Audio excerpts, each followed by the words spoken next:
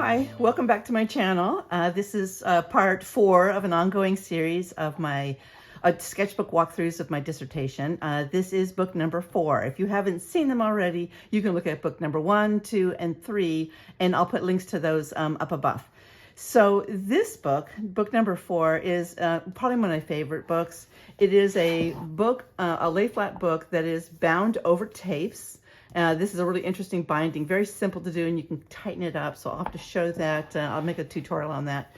The covers are heavy cardboard with, or chipboard with maps and then pictures of from a vintage bird book that I have, and the number 4. And so the theme of this book is looking at what I have found in my study of sketchbooks and how teachers use them and how students can use them in the classroom.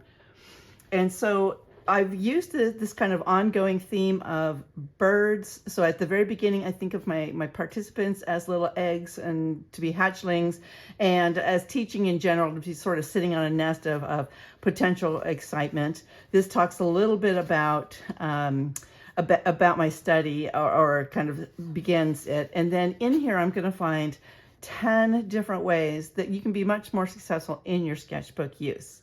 The very first thing that I found was that when participants bound their own book and they made their own books, they made a very simple Coptic stitch, that they became very attached to their book. I love this bird. We saw some of these blue egrets, herons, while we were out on our field work. But the research that I have here, which is about art as experience, when you actually do things, you learn more from them. And when they make their book, they become very attached to their book. And they often tell me things like, I love this book. I want to put my best work in here. But they've already become very attached to that. And this is some of the participant feedback, different kind of ideas about why this is a successful approach, with some feathers here, a little robin building its nest, right? So that it's like building the space that it's going to be creative in. The next thing that I found was that if we actually use dedicated class time to work in our sketchbooks, they'll see that as a more valuable process. And to be honest with you, the issue that we have most of the time is that teachers give sketchbook assignments as homework, and kids do not value what is happening when they're not in the classroom as much as what the teacher dedicates time to. So again, there's some research that backs this up, but also some quotes from my participants. Interestingly enough, here this text is done with this wonderful jelly roll pen on this wash of light temper paint over the paper, and I really found that these jelly rolls are fabulous for writing in white.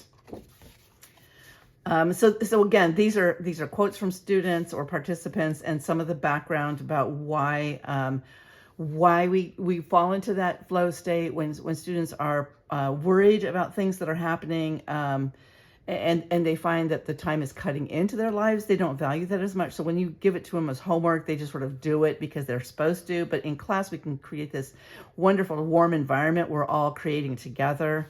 And again, we've got bird cutouts here. These are done different kind of scrapbook papers, and then just little tiny silhouettes here.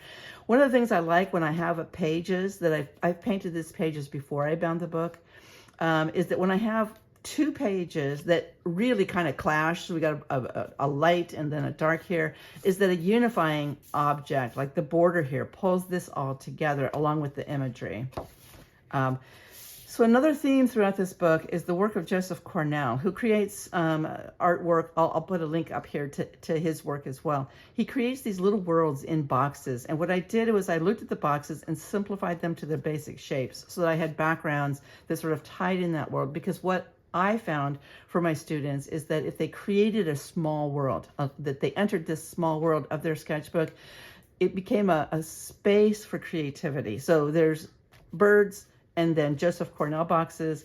The next thing that I found that was really fascinating for folks, the third thing, is for them to start not on a white page, because a white page can be intimidating, but to start with a color wash, something that is just put over the page to begin with. So that they don't have this white blank canvas staring at them, and a color seems to make it a lot more approachable. This book, I tinted the pages before I bound them, but you can also do that page by page. And what I usually do is I'll take something like a little bit of newspaper here, and I'll slip it under the page on each side, so that I can protect the prior and the ongoing pages. And then I'll do a quick paint over this and then pull these papers out so that my pages are kept clean. The next page here is also based on a Joseph Cornell box, and I love this one. It was a very complex box, and I just stripped that artwork down to basic components, and so I got that kind of shape of the box, and then I've got a smattering of cut paper birds that I ran across that. These are some newspaper, some vintage geometry book pages. The idea of creating this small world was really important. This is a third one that is based on a Joseph Cornell box that had little tiny drawers. So we have here. The next finding that I found that participants really appreciated was offering collage as an option. So oftentimes students think that a sketchbook is only for sketches, only drawing. So the paint is one thing that sort of wakes them up a little bit. The next thing is collage, and using images. This is all painted, but when you use images or pieces of work as collage, you can make images fairly quickly. These are strips of construction paper. This is a strip of printed paper that was striped. Another printed paper stripes. Some of this kind of collage approach, these are little circles from reinforcements for binder pages. It gives them an image that they don't have to make laboriously. They can sort of pull images and put them together. Here's a collage, again, another Joseph Cornell structure. And then these are little small pieces of paper or book that were cut out, and then a little bit of painting that goes on with it. So this is a detailed painting, but this is all done with collage. The next thing is to really encourage students to write and reflect on their entries. So encouraging journal entries and looking at journal entering or writing as part of a visual element. So a lot of times they think, oh God, I hate to write. You know, this is lots of times we don't like that. But when the image becomes part, or when the text becomes part of the word, we have the same kind of, I guess, encouragement to fill it with text.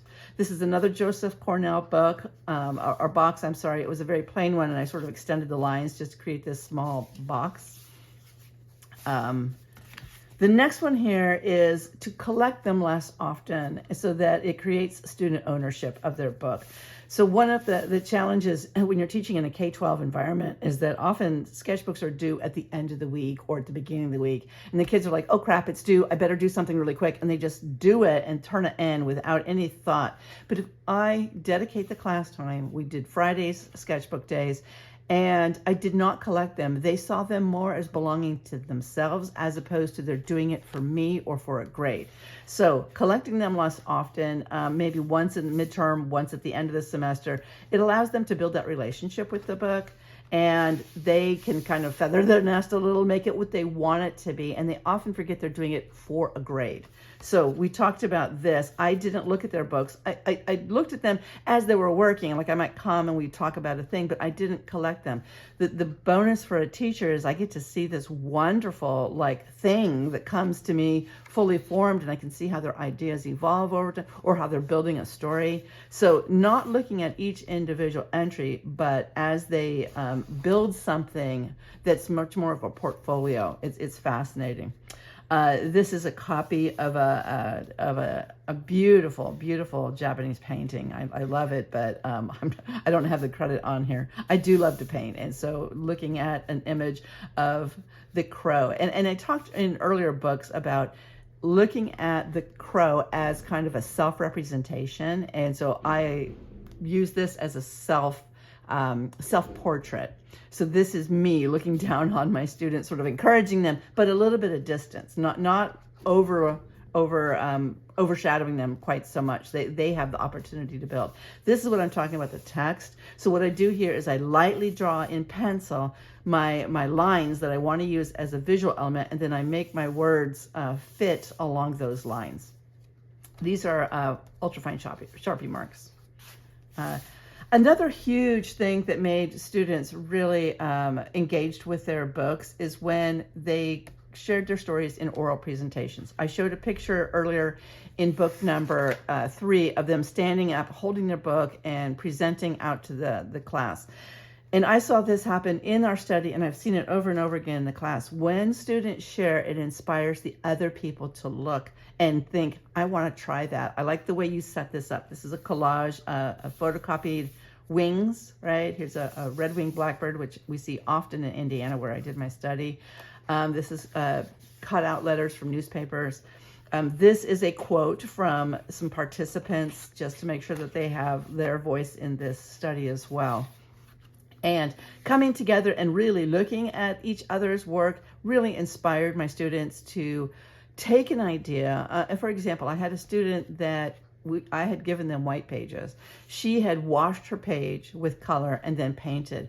After that, and she used red. So she used a deep red, kind of like this. That's a pink, but she used a dark red color on hers, much more dark than this. And I started to see that occur in other participant books as well, because they're like, I might try that in my own way. Maybe not a full-on wash, but maybe just a piece, just like a lay down a wash and then put some collage on top of it or something. So the idea that they can see what each other is doing and then they can incorporate that in their own way, in their own books, was really exciting to them. Another thing that happened, or another key to doing this, is to sometimes introduce some new art materials. And often what I did in the class is like, hey, I've got this material. Look at this tape. Look at this metal tape. Or let me show you some new stencils. Or let me give you some new collage materials. I got this book, right? Or you know, some things to look at. Hey, I got new stickers. The new materials spark a new kind of burst of activity for them. And so introducing new art materials as we go, oftentimes they're just like, ooh, I want to try this. And so they would try something out. I've got some lottery ticket, the little thing that you feed in the lottery ticket. Again, another Cornell box here that I've looked at in the vintage birds here. So these are the reason of the study behind the role of artistic play in problem solving, and the idea of a new material that sort of jumps in at you and you get very excited about, and how that might spark creativity. Now this is an interesting page. What I had done on here is this is cut out. So I took a red page, I cut it out with an X-Acto, and I did this image of birds on the line, right? And then I glued that down over the yellow page, which is kind of a nice approach to taking sometimes when and I'll talk about this later when I create a book, how I determine how I'm going to work through that book. Sometimes I've got too many pages, I'm running out of ideas, or I just want to get a couple extra pages done. This is a great way to do that. So I've taken one page and the back side of it and this one, so that's taking like 3 pages into one. The other thing is the idea of changing the format, the layout of the page. So here I've torn a page from the book. I just tore it out and I highlighted that tear out with some blue paint to really sort of accentuate that change. And again, the same here where I cut a page out. The idea of using the book as the form, but changing that form. And I've got like this really interesting Joseph Cornell silhouette here. But there's a nice dialogue between these pages, and that is that is due to this. There's other ways you can change the format. You can make 3D elements. You can make holes through the pages, windows. There's a lot of ways to kind of challenge yourself to have these pages interact in new ways. And so changing that format of the page is exciting. Here's another one here. The last one here, or not the last one, I'm sorry. The next one here is modeling. And that is that as the teacher, I work in my book besides the students. When they see me or they see their teacher getting enjoyment out of that process, they think, well, maybe it's fun. Maybe I should do that. That person's getting enjoyment out of it. Maybe I can do that. So if I model good behavior and I show them complete books, not partially finished books, they want that. They want to do what works for me. And so they'll go out and want to make sure, how do I finish my book? How do I get that? How do I have the same enjoyment this person obviously is getting? These are old stencils that I use. I use them up until they're pretty caked, and then I can't use them anymore. So on this last page, we've got kind of a nice little surprise, a little pop-up. This is a tutorial you can find pretty much anywhere on YouTube. It's got like 7 little flowers here. They're very easy to kind of put together, but it's super effective. And I just loved kind of that like ta-da feel that's special at the end here. Again, with the nature and kind of the completion of, here are my little birds that started off as hatchlings here and are ready to fly and feed their own students in the future. So I hope you enjoyed this walkthrough of book number 4. I've got my final book coming out next week, or the tour of my final book coming out next week. And I hope you come back for that one. You can also find these in the playlist. I'll add that in case you missed the earlier ones and you want to go through all sections. This is my favorite of the books. I think there's a big part of that is because I love birds so much, but also it just felt very joyful to be thinking about the things that we can do to make our sketchbook teaching in the K-12 environment a lot more effective. And the teachers that worked in my study were just so excited about this. And I hope this sort of captures a little bit of that exuberance. Thanks for coming. If you enjoyed this, please put a like down below and ask me any questions. I'd love to respond and interact with you.